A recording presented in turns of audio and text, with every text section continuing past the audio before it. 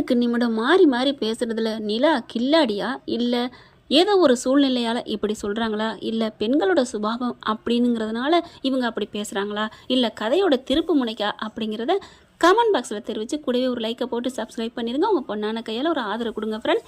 இப்போ கோர்ட்டில் போயிட்டு பாவங்க நம்ம புள்ள எவ்வளோ தாங்க எப்போ பாரு இந்த நிலா பண்ணுறது, எதுக்கு ஏன் இப்படி பண்ணணும், சும்மா ஆசை காட்டுறது, இந்த வீட்டை விட்டு போக மாட்டேன், சோழனும் விட்டு போக மாட்டேன் அப்படின்னு சொல்லிட்டு கோர்ட்டில் வச்சு எனக்கு விவாகரத்து கொடுத்துருங்க அப்படின்னு பல்ல கடிச்சிக்கிட்டு தான் சொல்கிறாங்க. அதுதான் இப்போ நான் கேட்ட கேள்வியே. அவங்க சூழ்நிலை கைதியாக என்ன நினைக்கிறாங்க, எல்லாமே நல்லா இருக்குன்னு தான் நினைப்பாங்க நிலாவை பொறுத்த வரைக்கும். இப்போ சோழனே நல்லா புரிஞ்சுக்கிட்டாங்க, ஆனாலும் அவங்க மனசு நோகுமே அப்படின்னு நினைக்கல. யார் காதலையோ வாழ வைக்கிறதுக்கு தன்னோட காதலை தியாகம் பண்ணுறாங்க அப்படின்னு தாங்க நான் சொல்ல முடியும். ஆனால் ஆமாங்க, கதையோட திருப்பமே அங்கே தாங்க இருக்குது. வாங்க இப்போ சொல்லிடுறாங்க. இப்போ நீதிபதி பார்க்குறாங்க, சோழன் அப்படியே மனசு ஒரு மாதிரி ஆகுதுங்க. இந்த பிள்ளை அப்படி சொன்ன கையோட என்ன இது அப்படின்னு பார்க்குறாங்க. ஏன்னா என்னதான் டைவர்ஸ் வேணும்னு கேட்டு வந்திருந்தாலும் நேற்று கூட வர்றாங்க. அதாவது நாளைக்கு கதையோட பிரகாரம் இன்னைக்கு அப்படிங்கிறத நேற்று தானே சொல்ல முடியும். வக்கீல்கிட்ட பேசையில் இவங்க பயத்தில் தான் வர்றாங்க, நிலா வேணான்னு தான் சொல்லுவான்னு. இருந்தாலும் அண்ணங்கிட்ட எல்லாத்துட்டுமே இந்த வீட்டை விட்டு போக மாட்டேன்னு சொல்லிடுவாங்க இல்லையா, சொல்லியிருப்பாங்க நிலா, அதே மாதிரி தான் சொல்லுவாங்கன்னு நம்பி ஒரு ஆசையில் வந்தாருங்க. நிலா இப்படி சொன்னகையோட மனசே ஒடிஞ்சு போகுதுங்க. அவருக்கு இருதயம் நொறுங்கி விட்டதுன்னு சொல்லுவாங்க இல்லையா, அந்த மாதிரி அப்படி பார்க்குறாரு. அதை பார்க்குறதுக்கு நிலாவுக்கு சக்தியே இல்லை, கண்ணெல்லாம் கலங்குது.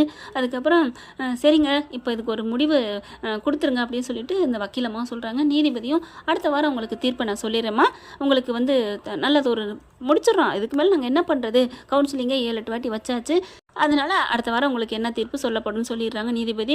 2 பேரும் முகத்தை தொங்க போட்டு வராங்க. முடிஞ்சு போச்சுங்க கதை, சீன் முடிஞ்சு போச்சு அப்படின்னு வெளியில் வராங்க. சோகத்தோடு வராங்க. நிலா வேணான்னு சொன்ன சோகம், அந்த தாக்கம் சோழனுக்கு இருக்கோ இல்லையோ, சோழனை வேணான்னு சொல்லிட்டேமேங்கிற ஒரு மனசில் பேரிடியோடு தாங்க நிலா வராங்க.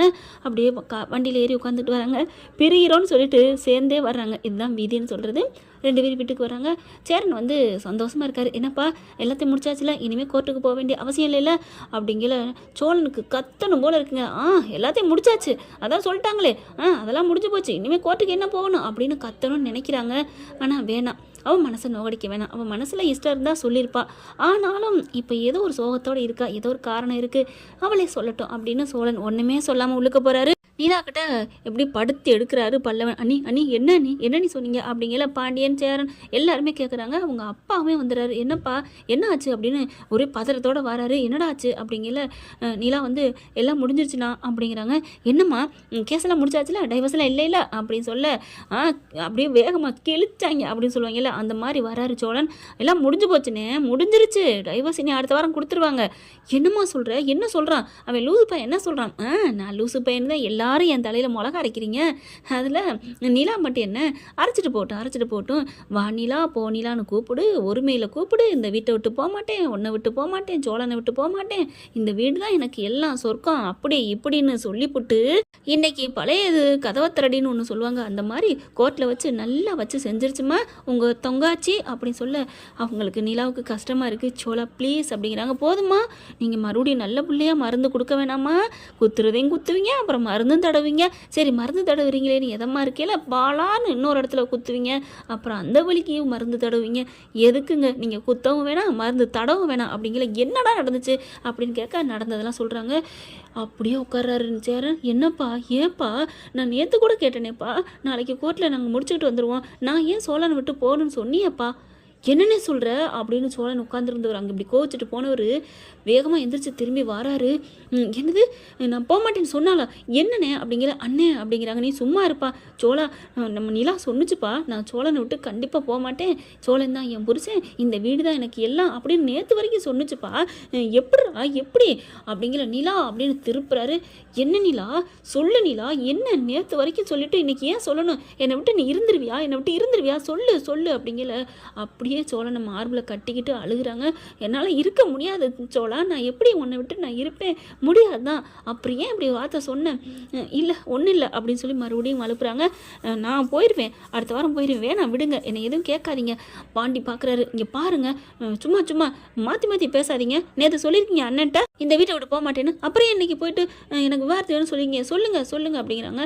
ஒன்றும் இல்லை விடுங்க ஆளை விடுங்க அப்படி சொல்ல. இல்லை என்னமோ நடந்திருக்கு சொல்லுங்கள் சொல்லுங்கள். ராத்திரி வரைக்கும் நல்லா சிரித்து பேசுனீங்க. ஆமாம் பல்லவன் சொல்கிறாரு. ஆமாம் அண்ணா சேரண்ணா அண்ணி என்கிட்ட எப்போவுமே உனக்கு அண்ணியாக நான் இருப்பேன்னு ராத்திரி தூங்கையிலோட சொன்னிச்சு. எனக்கு நல்லா தெரியும் என்ன நடந்துச்சு. காலையில் கூட நல்லா தான் இருந்தாங்க. வெளியில் எங்கேயோ போயிட்டு வந்தாங்க வாக்கிங்காக எங்கேயோ போயிட்டு வந்தாங்க. அதோட தான் இது நடந்திருக்கு. என்னன்னு தெரியல ஏன் மனசு மாறணும்னு கத்துறாங்க பல்லவன். ஒன்றும் இல்லை ஆளை விடுங்க அப்படின்னு சொல்லிட்டு ரூம்குள்ளே போயிடுறாங்க. போயிட்டு அப்படி கட்டில் உட்காந்துக்கிறாங்க. கதவை லைட்டாக சாத்திட்டு சேரனால் இருக்க முடியலைங்க. சேரன் உழுக்க போகிறாரு. ஏப்பா நீ மற்றவங்களாம் ஏமாத்தலாம்ப்பா, என்னை நீ ஏமாத்தாதப்பா சொல்லுப்பா, இந்த அண்ணன் மேலே சத்தியம் சொல்லுப்பா. நீ கூட பிறந்த தங்கச்சியா நினச்சேன்னு சொன்னில்ல, என்ன அண்ணனா நினச்சேன்னு சொன்னில்ல, அண்ணனா நினச்சது உண்மைனா நீ சத்தியம் பண்ணி சொல்லு. ஏன் காரணம் என்ன காரணம் அப்படின்னு சொல்ல. அவங்களாம் எங்கே அவங்கெல்லாம் அடிச்சுக்கிட்டு அழுதுகிட்டு வெளில போயிட்டாங்க அப்படின்னு சொல்ல. அப்படியே சொல்ல ஆரம்பிக்கிறாங்க. உங்கள் மனசுகளே இருக்கட்டும் அப்படின்னு சொல்லிட்டு. என்னம்மா நான் இப்போ விலகிற காரணமே பாண்டி நல்லா இருக்கணும், பாண்டி ஆசைப்பட்ட வாழ்க்கை நடக்கணும்னு தான் அண்ணா அப்படிங்கிறாங்க. என்னம்மா சொல்கிற. பாண்டி என்ன பண்ணுறாரு உள்ளார வராரு. டக்குன்னு பேச்சை நிறுத்துறாங்க. அண்ணே என்ன வெளில போயிட்டான்னு சொன்னீங்க, என்னடா பாண்டி அப்படின்னு சொல்ல. இல்லை எனக்கு தலை வலிக்குது, தைல பாட்டிலிங்க ஒன்று வச்சுருந்தோம் அப்படிங்கல. அண்ணி தைல பாட்டில் அப்படின்னு கேட்குறாங்க நிலாட்ட. இங்கே செல்ஃபில் இருக்குது நான் எடுக்கிறேன். நீங்கள் இருங்க நான் எடுத்துக்கிறேன் அப்படின்னு சொல்லிட்டு வேகமாக செல்லை எடுக்குது. அதாவது தைலத்தை எடுத்துகிட்டு செல்லை ஆன் பண்ணி வச்சுட்டு போயிடுறாருங்க. ஆன் பண்ணால் அங்கே பல்லவனுக்கு ரிங்கு போகுதுங்க. வேகமாக ஃபோனை எடுத்துக்கிறாங்க. எடுத்துகிட்டு அதாவது வெளியில் வந்து ஃபோனை பல்லவன்ட்ட வாங்கிறாரு. அட்டன் பண்ணிவிட்டு ஹலோ ஹலோங்கிறாரு. ஆனால் இவங்க ரெண்டு பேரும் பேசுறதுக்கு ரெடியாகிறாங்க. பல்லவன் கதவை சாத்திட்டு போயிடுறாரு. போனதுக்கப்புறம் சொல்ல ஆரம்பிக்கிறாங்க. பாண்டி காத்தான் அப்படிங்கிற. பல்லவன் வந்துட்டு டே என்னடா ஃபோன் அடிச்சுட்டு நீ வெளில வர்ற, டே ஸ்பீக்கரை போடுற வாடா அப்படின்னு 3 பேருமே கொஞ்சம் தூரம் வெளில போயிடுறாங்க. இவர் என்ன பண்ணுறாரு, என்ன பண்ணுறாங்க 3 பேருன்னு இவர் பின்னாடியே போய் பார்க்குறாங்க. ஃபோனை போட்டுட்டு கேட்குறாங்க. இவங்க ரூமுக்குள்ளே சொல்ல ஆரம்பிக்கிறாங்க. பாண்டி காத்தான் அப்படின்னு சொல்லிட்டு ஆரம்பிக்கிறாங்க. மறுபடியும் நான் இன்றைக்கி காலைல வெளில போனேன்ல, போகையில் நான் இந்த வீடு தான் தெய்வம், இந்த வீடு தான் கோயில், எல்லாமே எனக்கு இதுதான் நினச்சி தான் நான் போனேன். சோழன் என் மேலே எவ்வளோ உயிராக இருக்காரு. நான் கோடீஸ்வரனை கல்யாணம் பண்ணால் கூட சோழன் மாதிரி என்னை புரிஞ்சுக்கிட்டு எனக்காக உயிரை கூட கொடுக்குற ஒரு மனுஷன் கிடைக்கவே கிடைக்காதுன்னு நான் மனசார தெரிஞ்சுக்கிட்டேன்னு. அப்புறம் எப்படின்னா அந்த வீட்டை விட்டு போவேன். அப்புறம் ஏப்பா அப்படி சொன்னேன், அதுதான் நான் வெளில போகையில் நான் பார்த்தேன் அப்படிங்கிறாங்க. யாரை, நான் வானதியை பார்த்தேன்னு. என்னம்மா சொல்கிற. ஆமாம் எங்கேயோ கோயிலுக்கு போயிட்டு வராங்க, ஏதோ நேர்த்தி கடை அப்படி இப்படின்னாங்க. நான் ஏன் வானதி இப்படி பண்ணேன், நான் போய் கேட்டேன். கேட்டதுக்கு காதை கொடுத்து கேட்க முடியாத கூசுற அளவுக்கு பேசிட்டாங்க அப்படின்னு சொல்ல. பாண்டிக்கு செம்ம காண்டாகுது. சோழன் அதே மாதிரி துடிக்கிறாரு. என்னப்பா ஆச்சு அப்படிங்கிறாங்க. அந்த பிள்ளைக்கு கல்யாணம் பேச போகிறாங்களாம், அடுத்த மாதம் கல்யாணமா, நான் சொல்லிட்டேன் தெரியுமா அப்படி இப்படின்னு என்னென்ன பேசுனா தெரியுமா.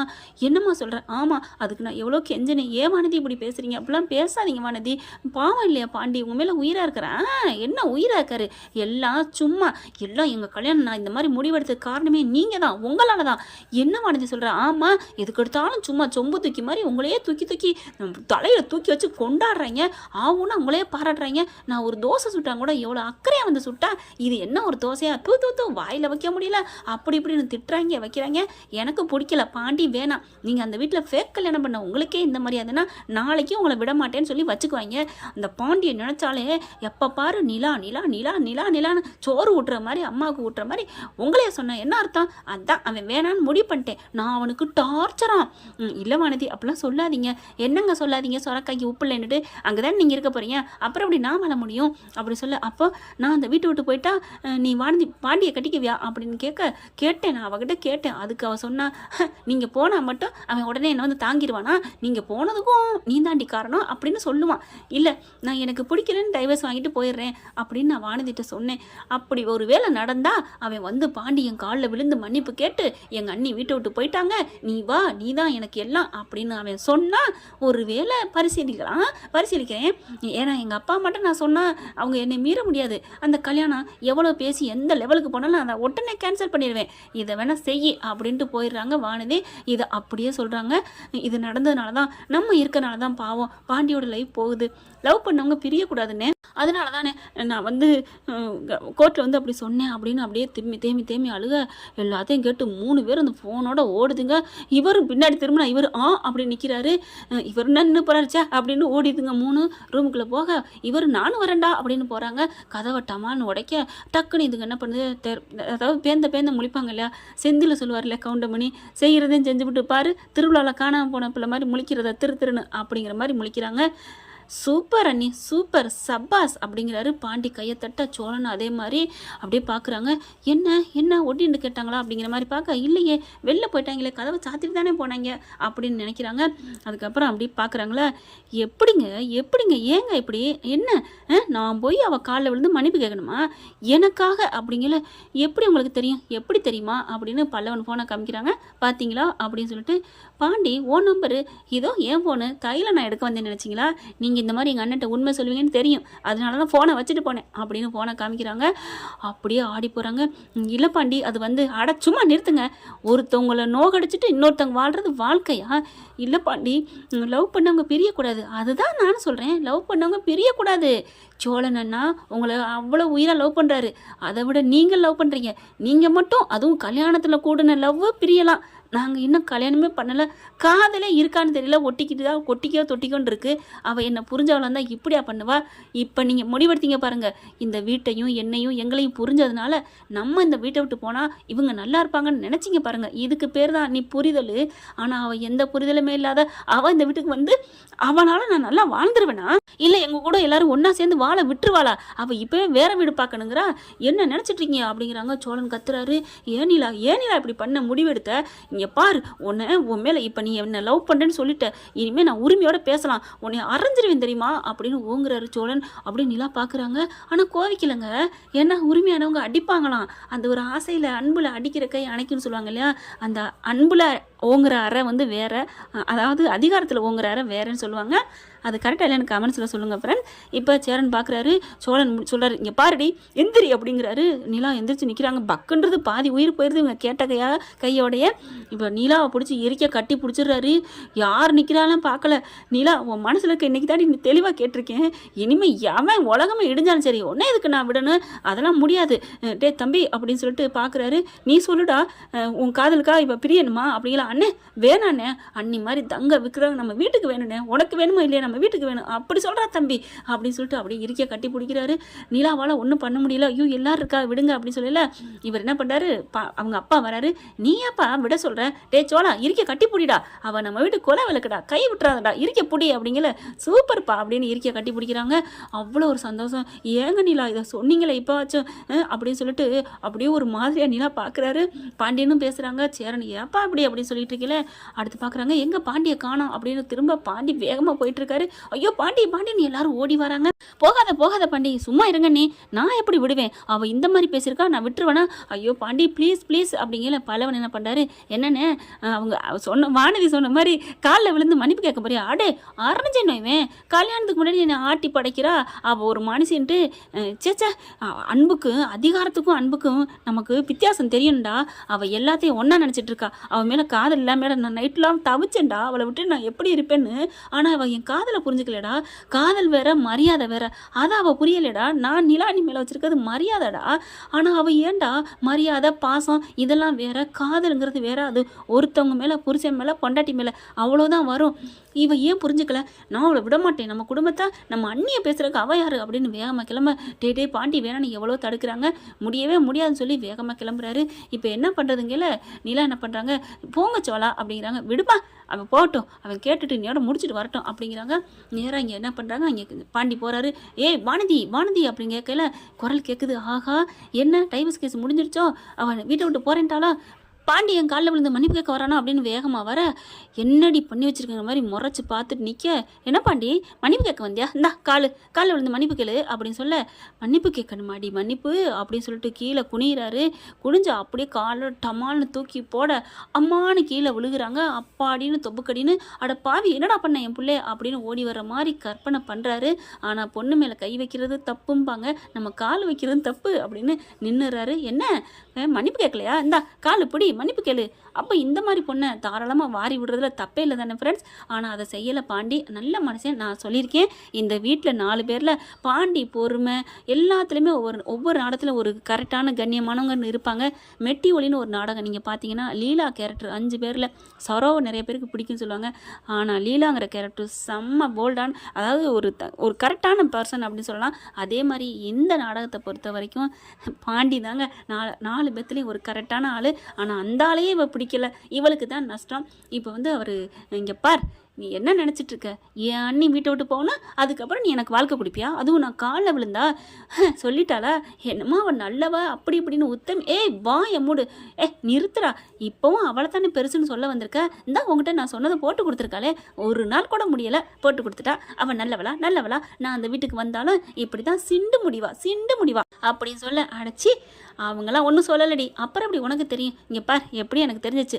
இனிமேல் உனக்கு நான் விளக்கம் கொடுக்கணும் அவசியம் இல்லை. உன் வாழ்க்கையில் நீ என்ன வேணாங்கிறது நான் இப்போ சொல்கிறேன்டி. ஓலையை போட்டு முறிக்கிறாங்க பார்த்தியா, அது மாதிரி கல்யாண பந்தத்தை அவங்க முறிப்பாங்க. ஆனால் நம்ம காதல் பந்தத்தை நான் முறிக்கிறேன்டி. என் இதயத்துலேருந்து உன்னை எடுத்துட்டேன்டி, முறிச்சிட்டேன்டி. என் இதயமே என்கிட்ட இல்லடி, நொறுக்கிட்டடி. இனிமேல் நீ யாரா நான் யாரா, குட் பாய் அப்படின்ட்டு கிளம்புறாருங்க. நறுக்குன்னு 4 வார்த்தையை சொல்லிட்டு போடா எனக்கு கல்யாணம் நடக்கும்டா, அப்போ பார்க்கலாம்டா. அம்மா சீக்கிரம், எனக்கு அடுத்த மாதமே இல்லை, அடுத்த வாரமே கல்யாணத்தை முடியுமா, அவனுக்கு இருக்குமா அப்படின்னு சொல்லிட்டு போக, இனிமே என் புள்ள மாற மாட்டான்னு அதுகளுக்கு சந்தோஷம். கிடைக்கிற கேப்பில் அதுக சிந்து பாட ஆரம்பிக்குதுங்க. இங்கே வேகமாக வீட்டுக்கு வராரு. அது எல்லாம் வந்துக்கிட்டு இருக்குங்க. ஒன்றும் இல்லை, நான் சண்டையெல்லாம் பிடிக்கல, வா சொல்லலாம் அப்படின்னு எல்லாரையும் கூட்டிகிட்டு வராரு. நமக்கா ஒன்றுனா எப்படி துடிக்கிறாங்க. பரவாயில்ல, நல்ல குடும்பம் அமைஞ்சா வேறு எதுவுமே தேவையில்லைம்பாங்க. பார்க்கலாம் ஃப்ரெண்ட், இப்படி போனால் நல்லா தானே இருக்கும். இதை பற்றி உங்களுக்கு பிடிச்சிருந்துச்சுன்னா உங்கள் பொண்ணான கையில் ஒரு லைக்கை போட்டு சப்ஸ்கிரைப் பண்ணிடுங்க. ஆதரவு கொடுங்க அன்பு உறவுகளே. Thank you friend. இந்த வீடியோ உங்களுக்கு பிடிச்சிருந்தா தயவு செய்து லைக் பண்ணுங்க. இன்னும் அப்டேட்ஸ்க்காக சேனலை சப்ஸ்கிரைப் பண்ண மறக்காதீங்க. நம்ம கிட்ட இருக்க எல்லா சேனல்ஸோட லேட்டஸ்ட் வீடியோ அப்டேட்ஸ்க்காக மேல ரைட் சைடுல காட்டுற லிங்கை கிளிக் பண்ணி வாட்ஸ்அப் குரூப்ல ஜாயின் பண்ணுங்க. உங்களிடம் விடைபெறுவது நான் உங்கள் மெஹர்.